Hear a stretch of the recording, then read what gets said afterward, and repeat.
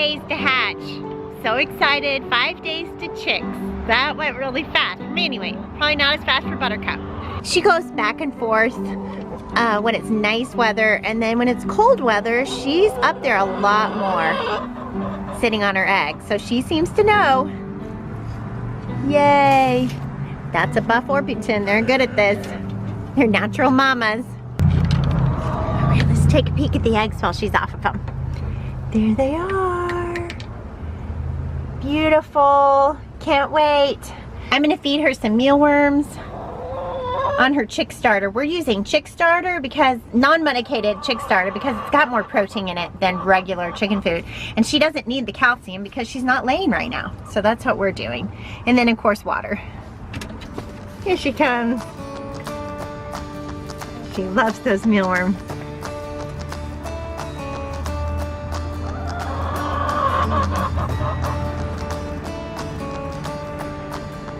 This way we can keep her in super good shape while she's taking care of those babies, sitting on those eggs.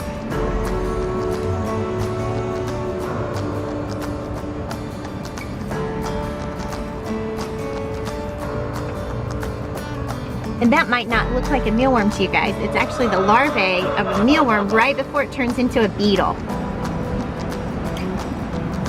It is the most fattening and nutritious stage of the mealworm. So that's what I got for her.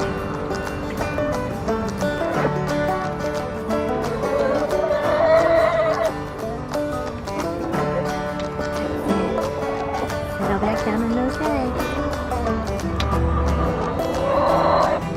5 days to babies. Hey guys, this is Dash from Bloom Where You're Planted. Today, welcome to my super messy garage. This is my feeding station where I get together my fermented feed to feed my chickens. And outside it is just super, super windy today. I mean, I think it would maybe blow my tripod over. I mean, it's just gusts of wind. And so I'm not even gonna attempt to film, even though I'm out in the garden having fun. I'm not even gonna attempt to take you guys along because it's just too windy. So I thought I would bring you inside and show you my feeding station and show you how I ferment my chicken feed. Now, why do I do this? Well, the main reason it all started was to save money. That organic, non-GMO chicken feed, it's pricey, and they go through it quick, and to be honest, they spill a lot of it. A lot of it ends up on the ground. My money on the ground, wasted. So what I started doing was fermenting their food. And why does that save me money? Because none of it is kicked off onto the ground. They eat all of it. They eat a lot more of it. It's not wasted. And then they get a lot more nutrients from it. They get filled up better from it. And so they're eating less in the long run. And then the other reason I decided to do it was because it's super good for your chickens. The fermented food, it's like soaking your grains ahead of time. You know how we soak our grains and our legumes to make them more digestible to us. Well, same thing with these chickens. When you soak the grains, it makes them more digestible to the chicken.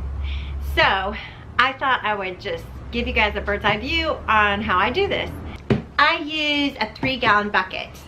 And right now I've got kind of the liquid from the last batch of fermented food in here, and I just keep it going. All right, it looks kind of gross, but you guys can see that there's some chicken food left, and there's a lot of liquid from the last batch I did, but this won't be enough for tomorrow morning, so let's mix up a new batch. I just used a 28-ounce can, tomato can, old can. I know, so scientific, but that's what I do.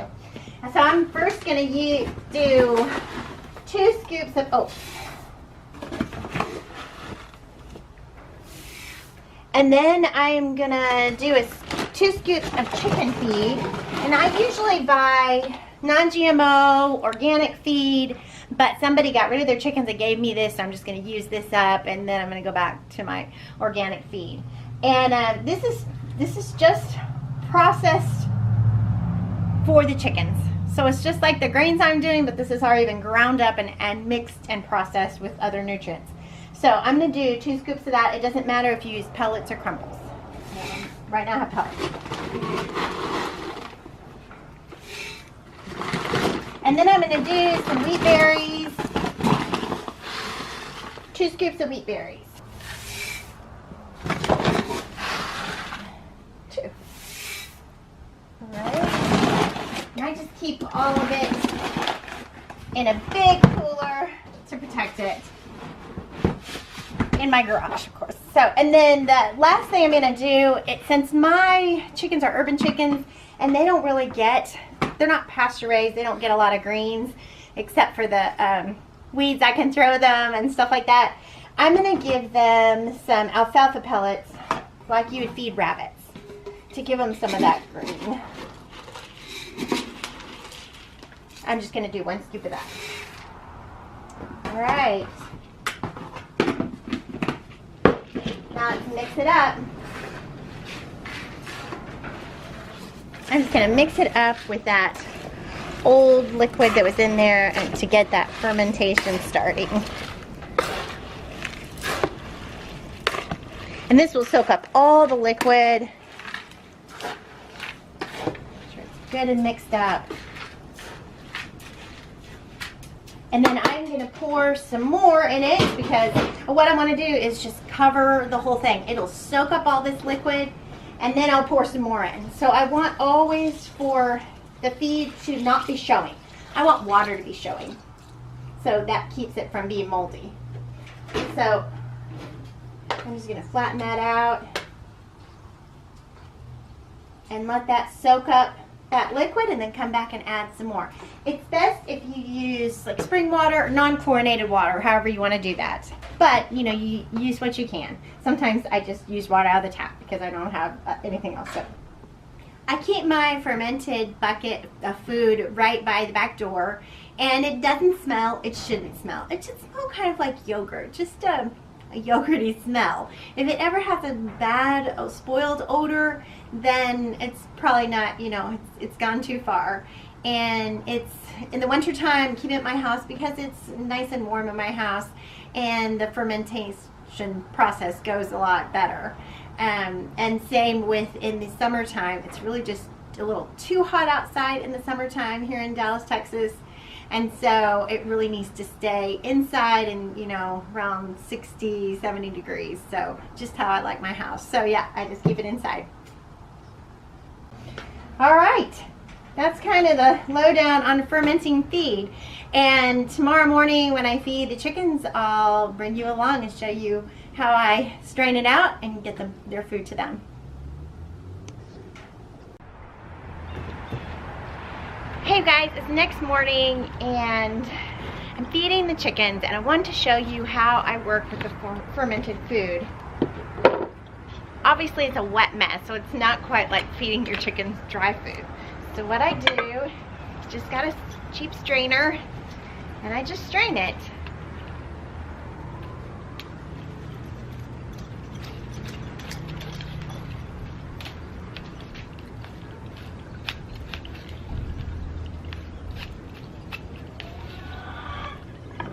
And I use glass pie dishes for my chicken feed. That just works for me with this fermented food.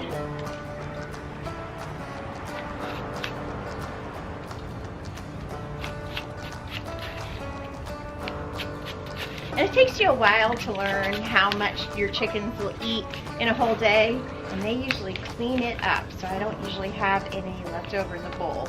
If I do, I usually just throw it in the compost, which is in their area too, so I suppose if they decide to eat that, that's their business.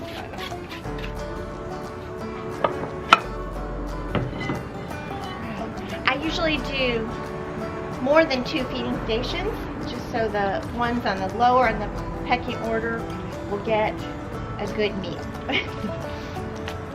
So they can go back and forth. If they're being bullied away from one, they can go to the other one.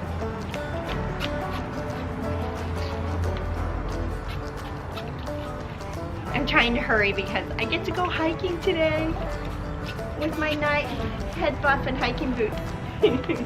So excited. It's a pretty day. Cold but sunny, not raining. Okay.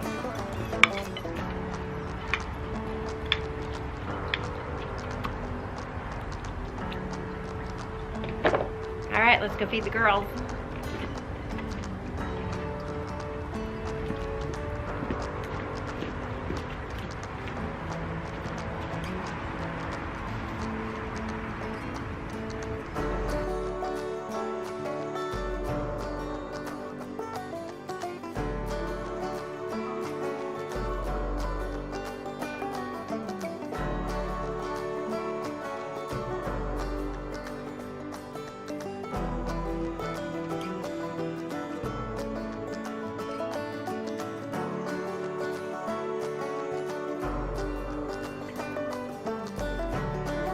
So that is all about fermented food for your chickens.